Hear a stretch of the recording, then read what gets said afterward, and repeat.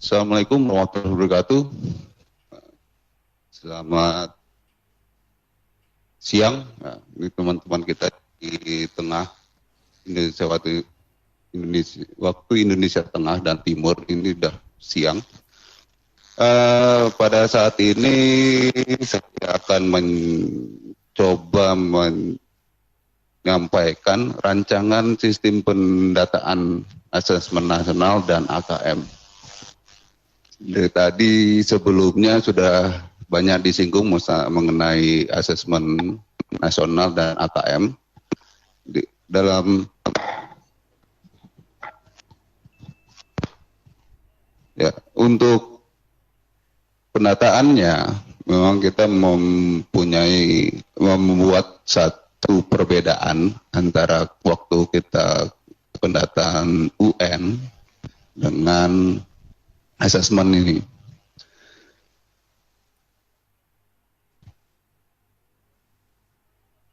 Jadi pada pendataan ini kita mendata jenjang pendidikan ya, dari SD, MI, SMP, MTS, SMA, MA, SMK, SLB, program paket ABC. Di mana di setiap jenjang itu ada yang asesmen nasional, ada yang kompetensi nasional.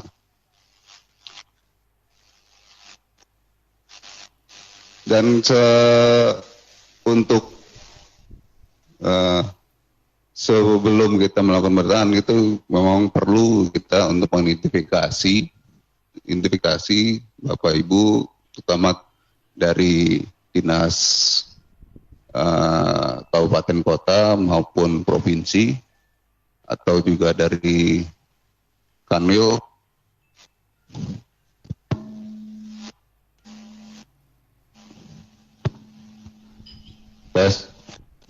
dari Kanwil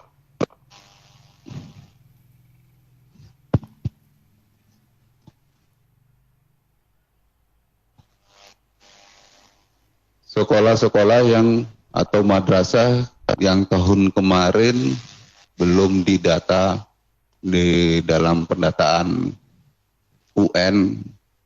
Nah, jadi data-data sekolah itu masih kita ambil dari data sekolah yang mengikuti UN tahun kemarin. Data sekolah yang sekolahnya baru dan memiliki kelas menengah. Kelas menengah itu maksudnya kelas 8, kelas 11, kelas 4 gitu. Itu bisa didaftarkan ke laman pendataan, dan sekolah yang memiliki siswa akhir juga.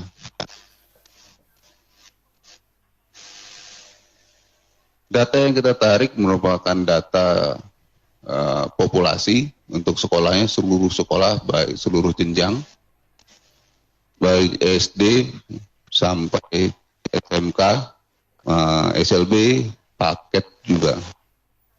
Sekolah yang memiliki NPSN yang valid.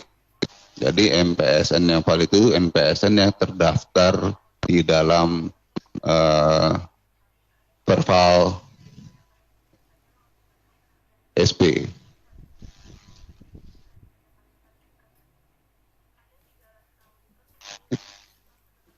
Dan sekolah juga jika ada perubahan nomenklatur, perubahan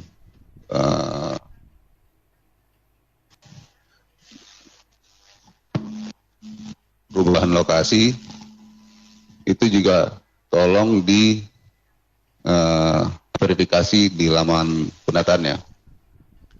Data siswa tetap matanya sama.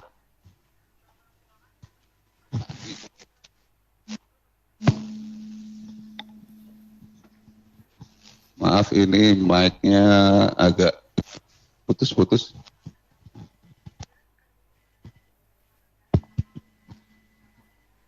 Data kita tetap mengambil dari Dapodik dan EMIS. Selain dari itu kita tidak menampung data satuan pendidikan. NESN itu syarat utama harus valid dan lolos dari proses verbal. Ya. Data siswa kelas akhir itu melakukan pilihan, jadi siswa kelas menengah itu sampling. Data keseluruhan siswa akhir atau menengah itu didaftarkan di dalam laman pendataan nantinya. Baru kalau ada siswa kelas akhirnya akan mendaftarkan mau ikut ujian AKM, itu bisa dipilih di dalam laman pendataan. Seluruh data siswa kelas akhir dan menengah langsung didaftarkan ke dalam laman, tidak dipilih-pilih dari sekolah, dari data dapodiknya atau dari data emisnya, langsung nanti dipilihnya di laman pendataan. Proses sampling juga nanti disampling melalui sistem pendataan, tidak dipilih oleh sekolah manual siswa mana saja yang akan ikut tes, tapi kita melakukan proses sampling dengan sistem pendataan. Data siswa sementara menggunakan format yang sama dengan UN, ya itu tidak kemungkinan ada perubahan, ada penambahan field yang nanti akan kita jelaskan. Dan untuk kebutuhan yang nanti ini, yang kita perlu tahu data yang fix atau yang valid mengenai siswa yang memiliki kebutuhan khusus.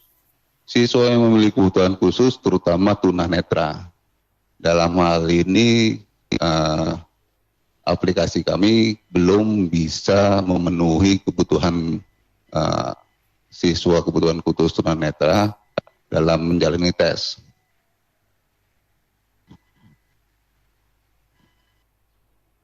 Data ditarik seluruh siswa per tingkat kelas. Penarikan data bisa dilakukan oleh satuan pendidikan, dinas kabupaten kota, atau dinas provinsi. Metodenya tarik tidak lagi unggah-unduh, langsung tarik antar server, dan data dalam proses tarik itu ada proses validasinya. Nah, ini alur datanya. Jadi dapodik atau emis datanya masuk ke proses verbal. Proses verbal nanti akan dikirim ke server pangkalan data, dan ini yang akan ditarik oleh server pendataan Biradata AKM. Peserta atau sekolah, satuan pendidikan baik sekolah maupun madrasah bisa menarik datanya. Dinas kabupaten kota bisa, dinas provinsi juga bisa menarik. Jadi berdasarkan juknisnya nanti.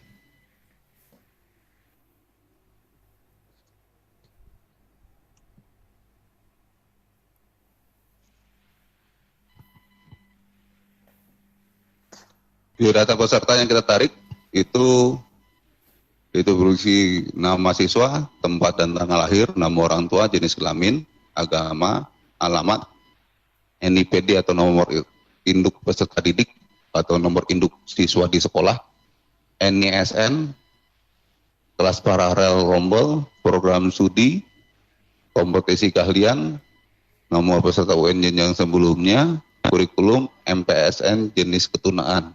Ini untuk siswa inklusi.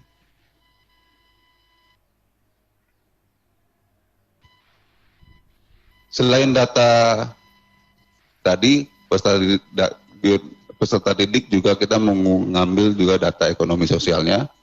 Itu berupa jenis tinggal, alamat transportasi, anak keberapa, layak PIP, alasan layak PIP, jenjang pendidikan ayah, pekerjaan ayah, penghasilan ayah, jenjang pendidikan ibu, pekerjaan ibu, penghasilan ibu, jenjang pendidikan wali, pekerjaan wali, penghasilan wali. Nah, untuk wali, jika siswanya atau peserta didiknya ikut atau tinggal di wali, tidak tinggal di orang tua atau anak panti asuhan, itu bisa di wali. Pernah PAUD atau pernah TK, hobi, cita-cita, jarak rumah ke sekolah hitungan kilometer, waktu tempuh ke sekolah, menitnya, jumlah saudara kandung. Ini data yang ada di Entrian Dapodik. Untuk sementara datanya masih banyak data yang belum terisi, belum lengkap. Mohon Bapak Ibu, terutama yang nanti yang berhubungan dengan pendataan ini yang di Dapodik, diminta untuk melengkapi siswa kelas menengah dan siswa kelas akhirnya.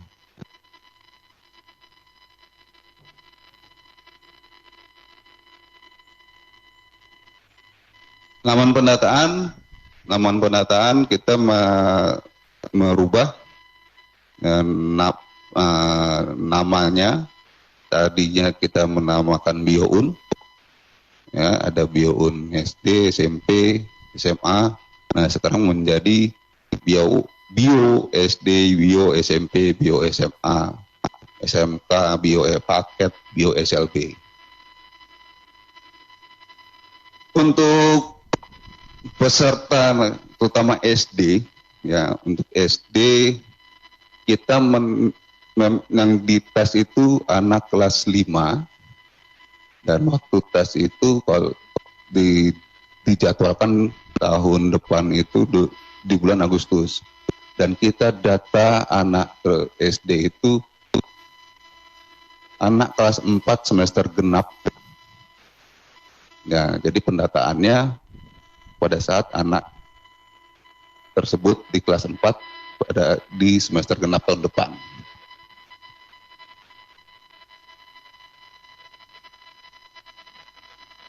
Oke, untuk sementara itu saja informasi awal yang perlu kita sebarkan.